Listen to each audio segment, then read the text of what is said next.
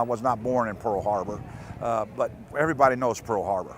Attack on American soil. Everybody knows the day that JFK got shot, okay? You know where you were and what you were doing. 9/11 is one of them days you will never forget what you were doing that morning when them planes flew into that tower.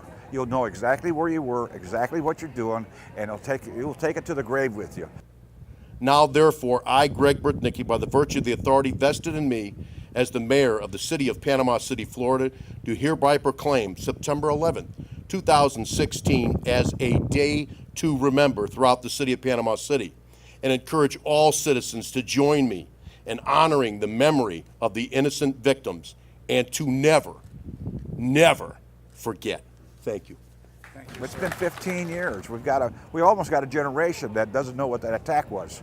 So we have got to keep reminding everybody that it can happen at any time. It can be today, tomorrow, next week, next year.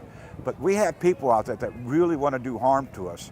And by reminding them with a piece like this, we'll keep maybe some vigilance in their thought process of what's going on in this world.